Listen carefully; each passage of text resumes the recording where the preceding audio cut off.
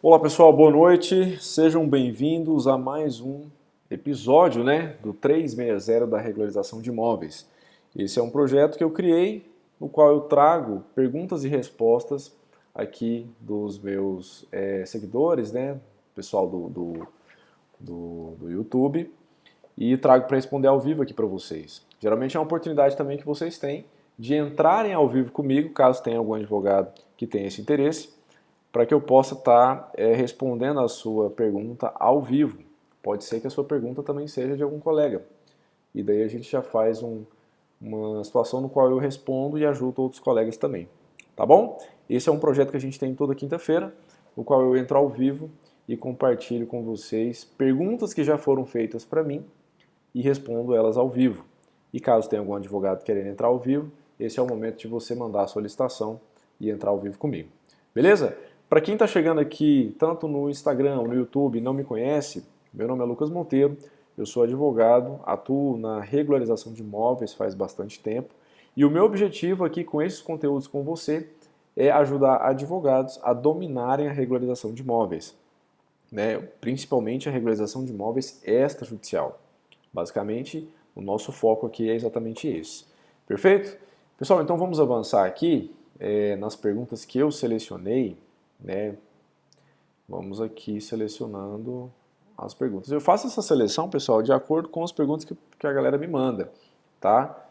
Tem pergunta que eu já respondi várias vezes, tem perguntas que eu acho muito interessante, poderia ser um momento de aprofundar mesmo naquele conhecimento, e eu separei algumas aqui para que a gente possa conversar, tá bom? São 7 perguntas para vocês ficarem, para quem estiver assistindo o vídeo, principalmente no gravado, para vocês saberem quanto que o tempo de duração dessa aula, né? Então vamos lá, a primeira. Vamos ganhar tempo aqui porque é muita coisa. São 7 perguntas e todas elas são densas, são perguntas mais complexas. Fiz questão de selecionar essas perguntas para a gente sair um pouco da superficialidade, para adentrar situações específicas que precisam de cautela para que você possa estar atuando com segurança na regularização, tá? E pode ser que você passe por isso em algum momento da sua carreira. Pode ser que o seu cliente te apresente algum caso parecido com este.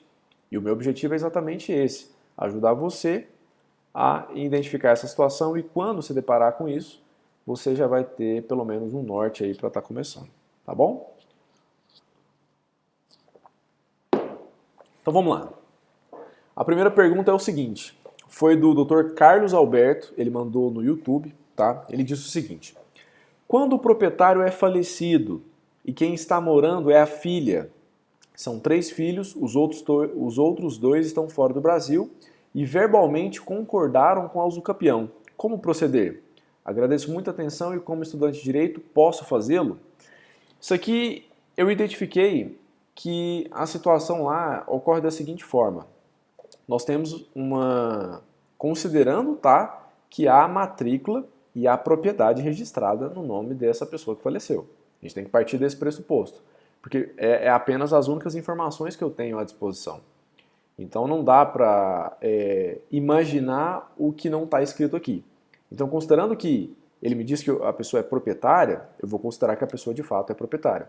Então esse proprietário faleceu, quem mora neste imóvel é uma das filhas, ao total são 3 filhos, sendo que esses 2 moram fora do Brasil, e eles entraram num acordo que essa filha poderá entrar com o usucapião. Dá para fazer? Dá para entrar com o usucapião desse imóvel, mesmo havendo herdeiros, mesmo havendo a possibilidade desse inventário? É exatamente essa a pergunta do Dr. Carlos Alberto. Inclusive, ao final, ele até coloca aqui, que é estudante de direito. Ele pode fazer isso? Tá? Ele pode fazer isso? Vamos avançando aqui. O primeiro ponto que tem que ser analisado é quem está registrado na matrícula. Eu parti do pressuposto aqui que essa pessoa está registrada como proprietário. Beleza. Então, ordinariamente, nós temos que pensar no inventário.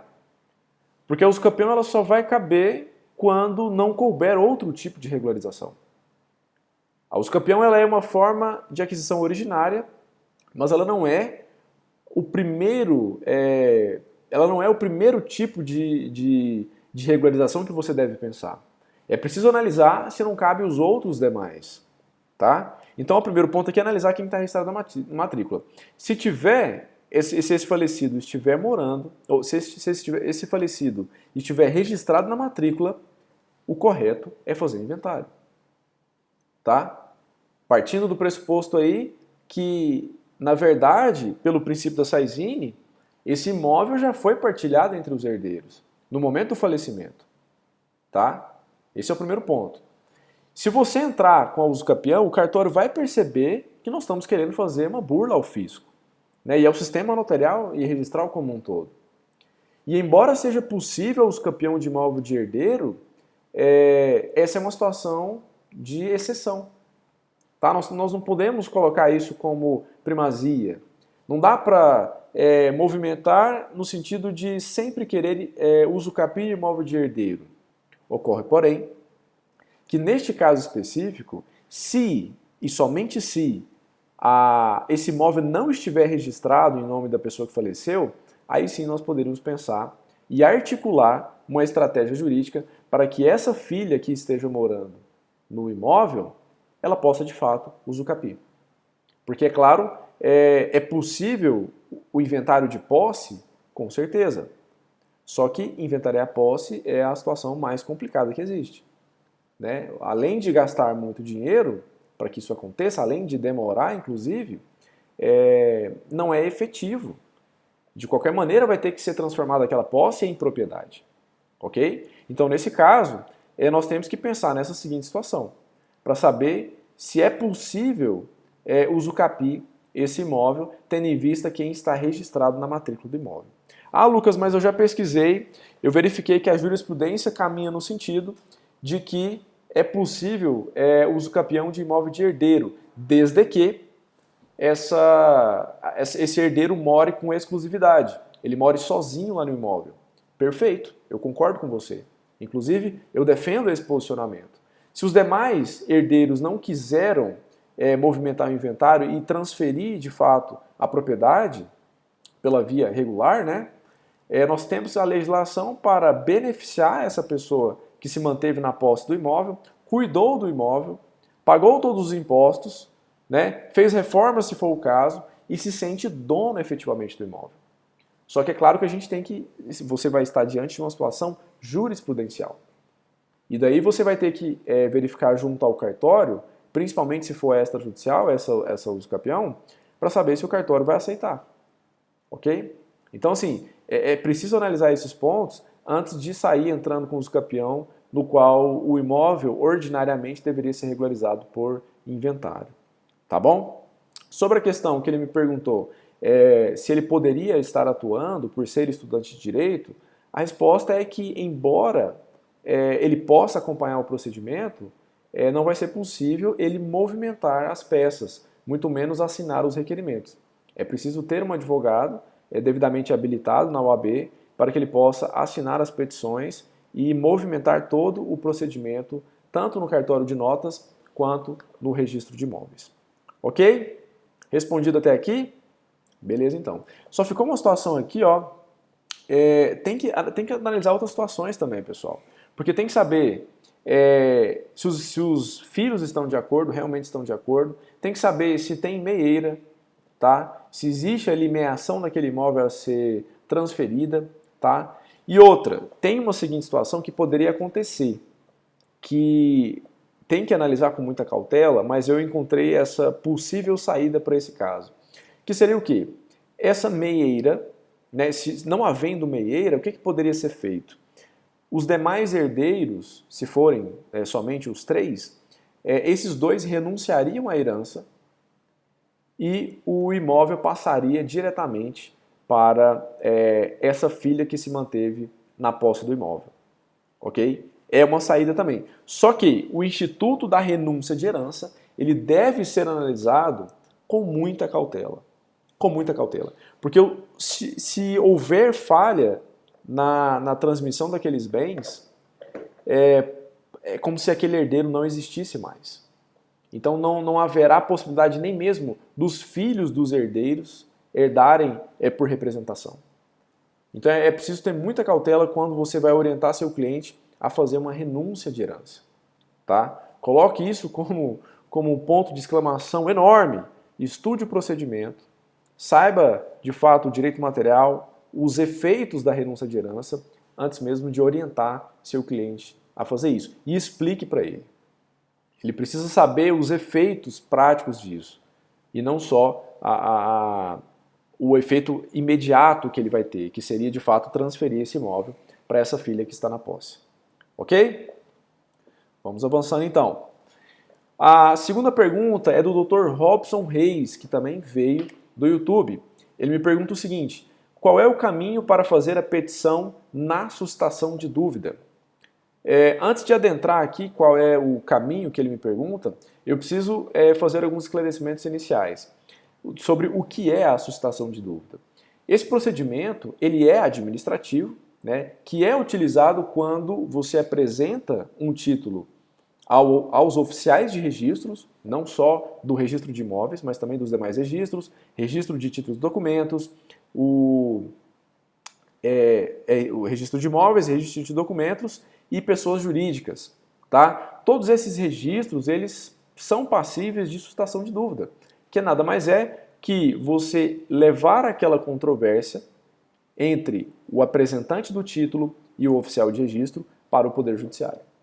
Então, se o cliente chega, né, se o apresentante daquele título, seu cliente no caso, chega no cartório para registrar um documento e o oficial, por qualquer motivo, emite uma nota devolutiva que ou ela é impossível de ser cumprida ou ela está em desconformidade com a legislação, o caminho correto para resolver essa controvérsia será através de uma suscitação de dúvida, pelo qual o seu cliente, né, a pessoa que te contratou, apresentou aquele título, ela justifica suas razões, apresenta ao oficial de registro e ele mesmo remeterá esses autos ao Poder Judiciário, que na grande maioria das vezes é o juiz da vara de registros públicos ou o diretor do foro, dependendo da situação, dependendo da cidade, né, do quantitativo de magistrados que tem ali naquela comarca. Tá bom? E aqui vai uma orientação de como explicar esses fundamentos na suscitação de dúvida, que foi exatamente a pergunta que o Robson fez. Tá?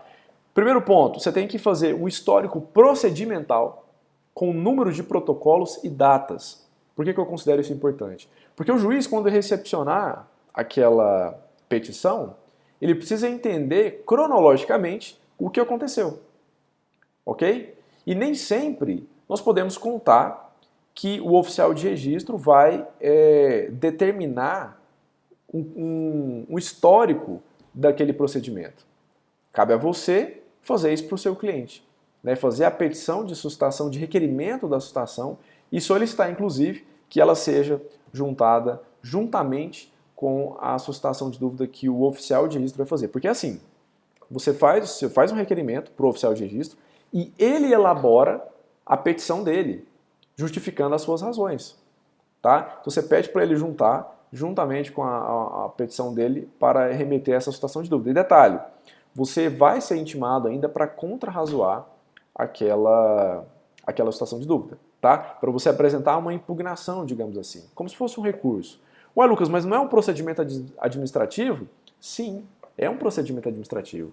Só que é uma exceção para permitir que as partes tenham aquela controvérsia resolvida e não fujam do extrajudicial. Suponhamos que o juiz vai analisar e ele concorda com as razões do seu cliente. Ele vai determinar que aquele documento volte ao cartório para que o oficial cumpra o que o juiz determinar. E aí, o que acontece nesse caso? O oficial de registro ele não vai assumir a responsabilidade daquele título porque veio por meio de uma ordem judicial. Esse é o ponto.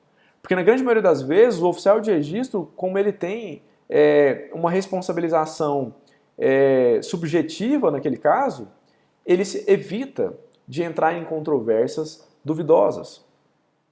É quando ele emite nota devolutiva, solicitando à parte que cumpra determinadas situações, para afastar eventuais responsabilidades e, caso aquele título seja devidamente registrado, que seja por ordem judicial. Tá? Não estou falando aqui que os oficiais de registro se omitem de prestar o serviço. Só que tem determinadas situações que é melhor mesmo que haja a suscitação para que o juiz interfira naquele caso. e não haja nenhum questionamento sobre aquele registro a ser efetuado. Ok? Então aqui, dentre as orientações, né, os fundamentos para essa situação, é o histórico procedimental, com número de protocolos e datas. O segundo, situação jurídica do caso, você precisa fazer ali no caso a explicação mesmo do qual que é o caso do seu cliente, de forma objetiva e clara, para que o juiz entenda de forma rápida. Um resumo da nota devolutiva do cartório, porque não há sustação de dúvida que não tenha não há sustação de dúvida que não tenha uma nota devolutiva antecedente. É preciso, necessariamente, que haja uma nota devolutiva para que aquele caso seja submetido ao Poder Judiciário numa eventual sustação de dúvida. Ok? E por último, fundamentos jurídicos que embasam seu direito. É preciso determinar o porquê que deve ser considerado as suas circunstâncias e não a que o oficial de registro está querendo impor. Ok? Lembrando que a sustação de dúvida ela pode ser inversa. Como assim, Lucas? Lembra que eu te falei que na sustação de dúvida é o próprio oficial que faz a sustação, que faz a petição, elabora e remete ao Poder Judiciário?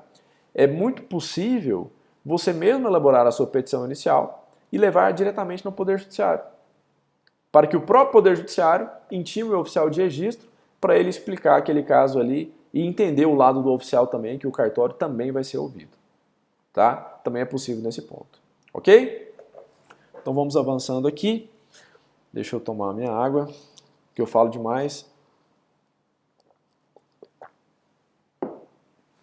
Terceira pergunta.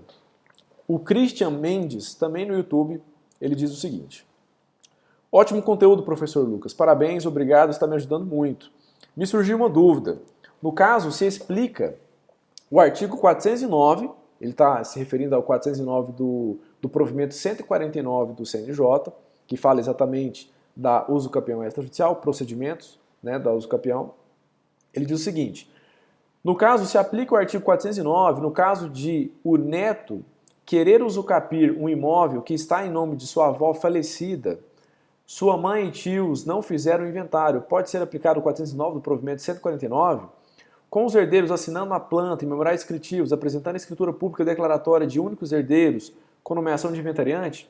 Desde já agradeço, professor Lucas. Um forte abraço. Olha, é o seguinte, o artigo 409 prevê essa possibilidade sim, tá? Que é, na verdade, quando os titulares de direitos, eles assinam aquela planta, tá? Aqueles memoriais descritivos, e assinam, inclusive, apresentam, inclusive, essa escritura pública declaratória de únicos herdeiros.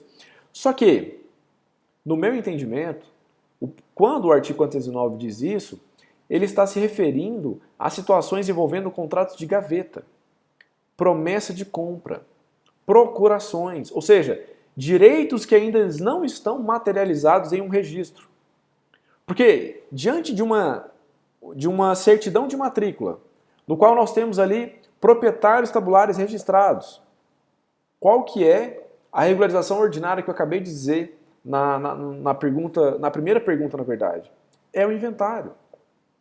Então não dá para a gente burlar o fisco, burlar o sistema notarial e registral e fingir que não há um inventário a ser feito. Porque a lei determina que, preferencialmente, haverá um inventário. Não havendo possibilidade de se inventariar, aí sim nós pensamos nas demais formas de regularização. Tá? Então, ou seja, o que o provimento está querendo dizer são direitos envolvendo os titulares falecidos, exceto propriedade. Porque quando há propriedade, essa propriedade de alguém que faleceu, ela deve ser inventariada. Ok?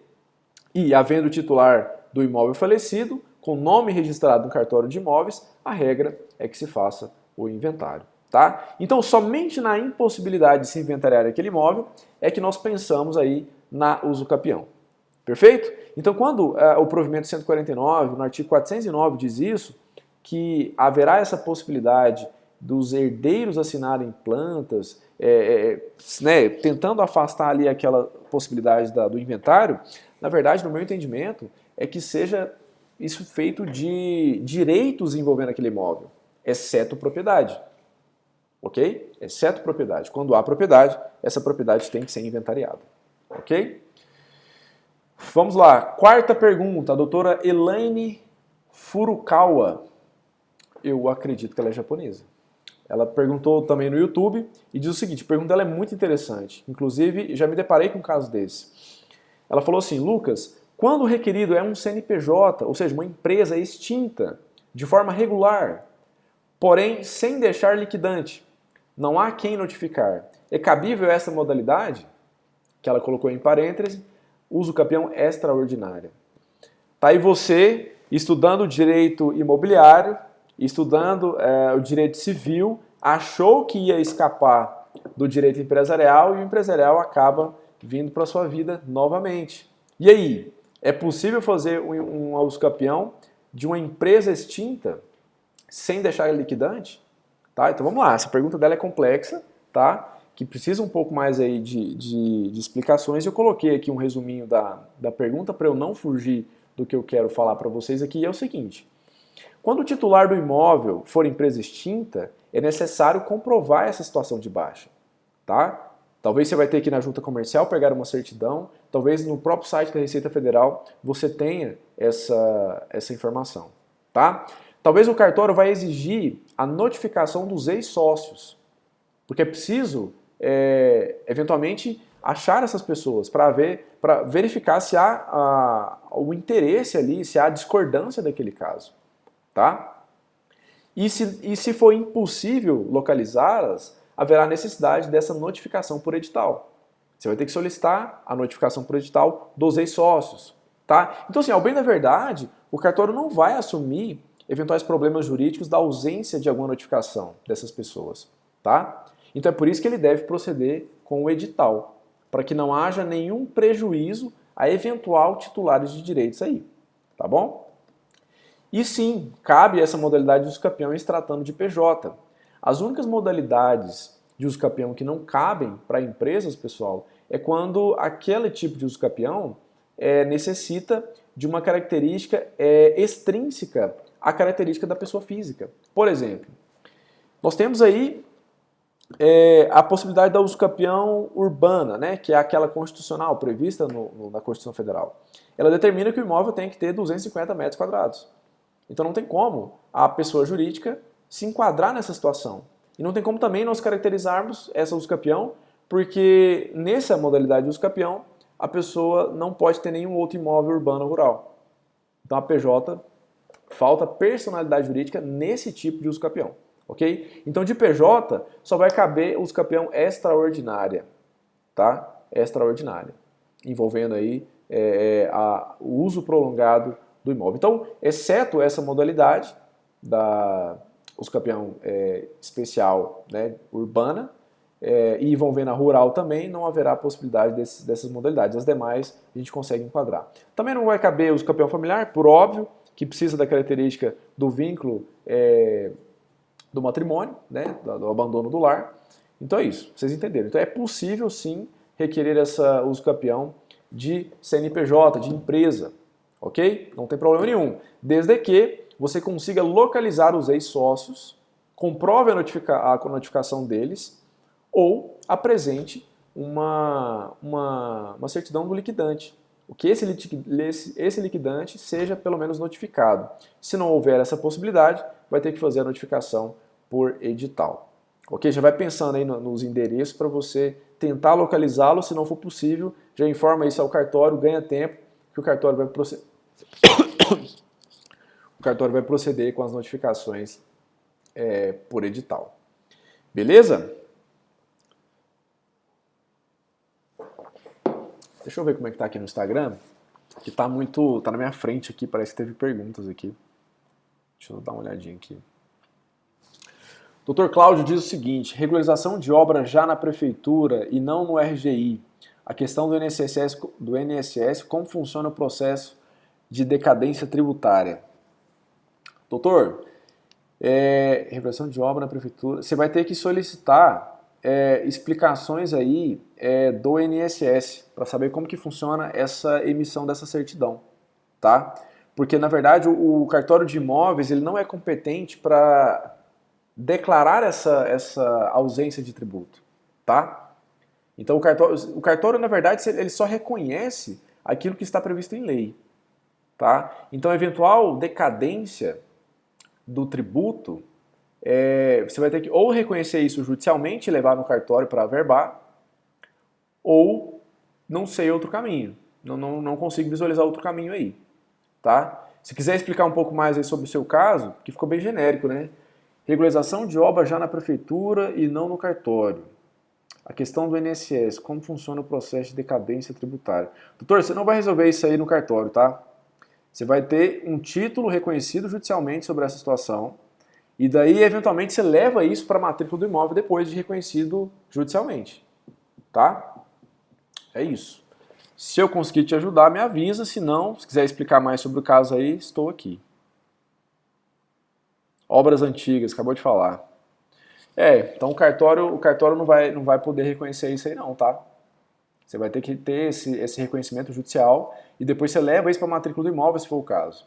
Eventualmente averba a construção, finaliza talvez o habite, eu não sei, porque provavelmente não vai ter habite, né? Porque se não houve a conclusão da obra, não há o que se falar aí nesse termo aí. Ok? É isso. Então vamos lá. Próxima pergunta aqui. Do Dr. Josias Neunilo, também do YouTube. Ele falou o seguinte: boa noite, ótima explanação, conciso e direto. Isso aqui, pessoal, eu pego comentários dos meus vídeos lá no YouTube, tá? Então você que está me assistindo do YouTube ou também do Instagram, pode fazer sua pergunta aí, faz seu comentário que eu vou fazer as seleções lá e depois, eventualmente, você pode estar aqui nos vídeos. Eu posso estar respondendo a sua pergunta aqui, tá? Então bora lá. Dr. Josias diz o seguinte: boa noite, ótima explanação, concisa e direto. Se faz necessário o profissional investigador de uso campeão para certificar que o requerente mora no local? Doutor, é o seguinte, não há necessidade porque uma das etapas do procedimento é o cartório de notas ir até o local. Ele vai fazer isso, ele vai certificar que a pessoa de fato mora no local, vai fazer perguntas inclusive para ela. E através da declaração vai ser possível identificar que a pessoa mora lá. Tá? Então não gasta dinheiro com isso não. Na verdade eu nunca vi esse profissional, investigador de uso campeão, para certificar que a pessoa mora lá. Nem sei, nunca me deparei com uma situação como essa.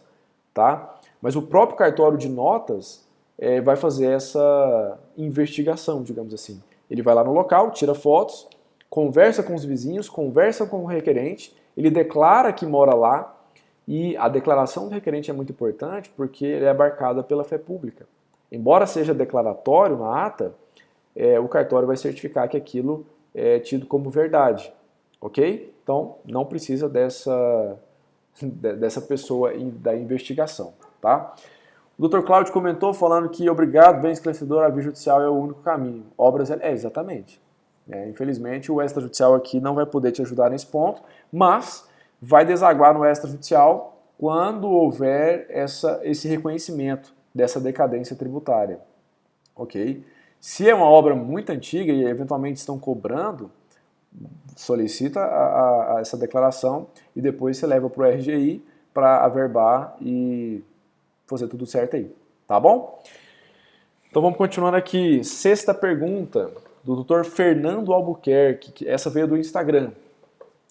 Quanto tempo demora o procedimento de uso campeão extrajudicial? Olha, é uma pergunta interessante que merece uma atenção. O procedimento de uso campeão extrajudicial, ele é, como dizer assim, astronomicamente mais rápido do que a via judicial. Isso eu tive experiência na prática. Olha que interessante. Eu atuava no cartório de imóveis, à frente dos registros de imóveis, e eu praticava atos por determinação judicial lá no cartório. E também fiquei na uso campeão extrajudicial, tanto na parte do procedimento, acompanhando o procedimento, também registrando na matrícula do imóvel. E uma coisa muito interessante que na época eu observava era, quando, por exemplo, chegava um mandado de registro de um uso campeão judicial para registrar na matrícula do imóvel, eu sempre olhava a data da petição inicial do advogado. Ou seja, para saber que data que foi realizado, teoricamente, aquele protocolo. E a usucapião judicial mais rápida que eu encontrei lá no cartório, né, nesses anos que eu fiquei lá, eu fiquei 8 anos no cartório de imóveis, foi uma usucapião com 6 anos. Da data da petição inicial até o registro na matrícula do imóvel, que era a data que eu estava praticando o ato. Então, só para você ver o tempo aí que dá uma usucapião judicial. A mais rápida foi 6 anos. Tá? Já peguei lá com 12 anos, com 15 anos, 9 anos. A maioria era mais de 10, para você ter uma ideia. Tá? E detalhe, algumas a pessoa estava sendo representada pela Defensoria Pública, outros por advogados particulares. Ok? Só fazendo um parênteses aqui, o Código de Processo Civil, que permitiu a usucapião extrajudicial, entrou em vigência dia 18 de março de 2016. Então, a partir dessa data, é possível fazer o protocolo da via extrajudicial. E muitos do que eu peguei foram os campeões há anos atrás, que foram protocolizadas ainda na época do CPC de 73, para vocês terem uma ideia. Né? Quando não era permitido a via administrativa para usucapião. Então é muito interessante isso. Né? E aí o Dr. Fernando me pergunta, quanto tempo que demora a usucapião extrajudicial? Lá no cartório mesmo, eu, Lucas, já registrei uma usucapião com 7 meses. A pessoa apresentou o requerimento da usucapião de forma diligente, né? Faltando nada praticamente, somente alguns ajustes ali, toda a documentação, ata notarial, demais comprovantes de posse, pediu para notificar determinadas pessoas que já foi realizado de imediato, e em 7 meses, após ali a análise jurídica do caso, o oficial de registro à época determinou que nós praticássemos o ato de usucapião extrajudicial, reconhecendo a propriedade daquela cliente, em 7 meses. Isso é a regra, Lucas? É claro que não. Principalmente porque não é todo advogado que vai apresentar todos os documentos certo desse jeito. Deixa eu só mudar aqui, pessoal.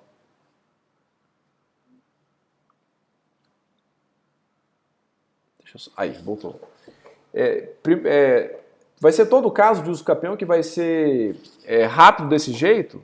É claro que não. Porque nem todo advogado vai ter aí essa expertise de juntar toda a documentação. É por isso que é interessantíssimo que você se qualifique, que você aprenda o procedimento do início ao fim, para que você seja um desses advogados, que vai tirar o procedimento de usucapião ali em 7 meses. Né? É claro, pode durar, eu já peguei casos lá de 1 ano e meio, eu já tive casos com 2 anos, tá? Já tive casos com 1 ano, ok? Então é preciso você identificar isso para que você apresente essa documentação de forma mais rápida ao cartório e tenha o deferimento desse procedimento o quanto antes. Tá? Então, assim, o tempo que demora também vai depender, só que depende também do advogado. Depende, na verdade, mais do advogado do que o próprio cartório. Se o advogado sabe o procedimento completo e apresenta tudo ao registrador de imóveis, as chances são que vai facilitar o serviço para eles. E, de fato, vai ser mais rápido registrar aquela usucapião. Ok? Então, fique com essa. Aprenda o procedimento por completo, aproveite as aulas aqui no YouTube, aproveite no Instagram, me faça perguntas, ok? Me encha de perguntas aqui para que eu possa te ajudar de fato a dominar a regularização de imóveis, que é exatamente o meu objetivo de estar aqui com você nessa aula, ok? Explora mesmo, se você quer dominar a regularização de imóveis, se você quer fazer isso na sua advocacia, quer colocar mais honorários no seu bolso, me instigue, me faça perguntas, aprenda o procedimento de fato e extraia de mim, né, o melhor que eu tenho a oferecer, né, de forma muito humilde eu falo isso, para que você possa transformar isso na sua advocacia e você tenha muitos resultados aí, ok? Vamos lá para a última pergunta então? É o seguinte, a doutora Carla Cristina, também no YouTube, diz o seguinte: entrar com usucapião extrajudicial ou adjudicação compulsória extrajudicial? Qual dos dois é mais vantagem?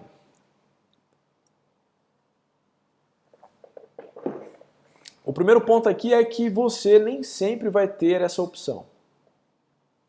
A usucapião extrajudicial e a adjudicação compulsória, elas têm uma linha tênue de diferença. Ok? Vamos lá. Enquanto que a usucapião visa o reconhecimento dessa posse prolongada no tempo, e a gente tem o requisito temporal como basilar, A adjudicação compulsória, por não ter prazo, ela precisa reconhecer uma promessa de uma compra e uma outorga de uma escritura pública definitiva. Okay? São situações diferentes. O que muitos advogados confundem é que na adjudicação compulsória, obrigatoriamente nós estamos diante de uma promessa de compra, que é um contrato preliminar. Não dá, por exemplo, para reconhecer a adjudicação compulsória de um contrato de compra de imóvel, quando há a efetiva intenção de vender o imóvel a outrem. Na adjudicação compulsória nós estamos diante de um contrato preliminar. Está se prometendo o imóvel e em determinado momento, por algumas condições, haverá a outorga definitiva da escritura. Só que por algum problema, não há a definitiva transferência por meio da escritura pública. E aí sim a pessoa tem que se valer desse instituto da adjudicação para forçar essa transferência. Já na uso campeão nós temos aí o uso prolongado do imóvel, né, por um contrato de compra e não de promessa, reconhecendo a propriedade de uma pessoa. Tá? Só que aí você me pergunta o seguinte, Lucas, beleza, deixa eu trazer um caso aqui para vocês visualizarem qual o melhor caminho a ser escolhido. Por exemplo, uma pessoa mora no imóvel há 5 anos, ok? O imóvel de 400 metros quadrados, essa informação é importante. O imóvel de 400 metros quadrados, a pessoa mora no imóvel há 5 anos, tem um contrato de promessa de compra, ok? Finalizou o pagamento, solicitou a escritura pública e a empresa não quer outorgar a escritura e está de braço cruzado e nada fez. E aí, é possível fazer uso campeão? 2 problemas de cara que não dá para fazer. Primeiro, requisito temporal. 5 anos, a gente só tem a uso campeão especial urbana, que exige que o imóvel seja 250 metros quadrados. Lá o imóvel tem 400 metros quadrados. Não vai caber. Ok? Ocorre, porém, que essa mesma pessoa, com este mesmo contrato, mora no imóvel há 15 anos ou mais. Mesmo imóvel de 400 metros quadrados. Mesmo contrato de promessa de compra e venda. Ela pode requerer a adjudicação compulsória ou a uso campeão? Na verdade, os dois. A resposta é os dois. Ela poderia tanto se valer da adjudicação compulsória, porque ela tem um título de promessa de compra, ok? E tanto pode se valer da uso campeão, porque ela atingiu o período de 15 anos que não se exige justo título. Então ela pode ignorar o contrato de promessa de compra e entrar com a uso campeão na modalidade extraordinária por uso prolongado do imóvel por mais de 15 anos. Ok? Então, assim, depende do caso concreto para que se possa identificar qual é a melhor forma e qual é o melhor instituto para requerer para o seu cliente. Ok? E é claro, as vantagens da uso campeão frente à adjudicação é a ausência do pagamento de tributo, ok? E uma vantagem da adjudicação perante a uso campeão é a velocidade do procedimento. A adjudicação é muito mais rápida do que a uso campeão. Ok? Enquanto que na adjudicação você consegue finalizar em 2, 3 meses, já na uso campeão você vai ter que trilhar aí pelo menos por 1 ano, tá? Jogando um tempo aí médio, ok? Então, se o seu cliente estiver com muita pressa e não se importar em pagar o ITBI, eu escolheria a adjudicação. Ele vai pagar um pouco mais, só que em 3 meses ele resolve a situação dele. E não mais preocupa com aquela situação. Perfeito? Ok, pessoal, agradeço muito aí a presença de vocês, tá bom? Tanto quem está ao vivo aqui comigo, está aqui até agora, ao vivo comigo, e também de todos vocês que assistiram a aula no YouTube, né, e também no Instagram, no gravado. Agradeço muito a presença de vocês e nos vemos na terça-feira da semana que vem com a aula de conteúdo. Durante a semana eu vou estar publicando aí o conteúdo que vai ser dado, né, na aula da terça, e a gente vai se falando aí, ok? Lembrando aqui só alguns recados. Terça-feira, aula de conteúdo e quinta-feira, 360 da regularização de imóveis. Se você quer assistir uma aula com tema pré-determinado, é na terça-feira, às 7 horas da noite. Se você quer me fazer perguntas ao vivo aqui, é na quinta-feira, às 19 horas também. E se quiser mandar perguntas aí, tanto no YouTube quanto no Instagram, manda lá que eu faço a seleção e você pode ser um dos selecionados aí das perguntas que eu vou estar trazendo aqui, tá bom? Agradeço a todos aí pela presença, nos vemos numa próxima e tenham uma boa noite. Valeu, pessoal, obrigado aí.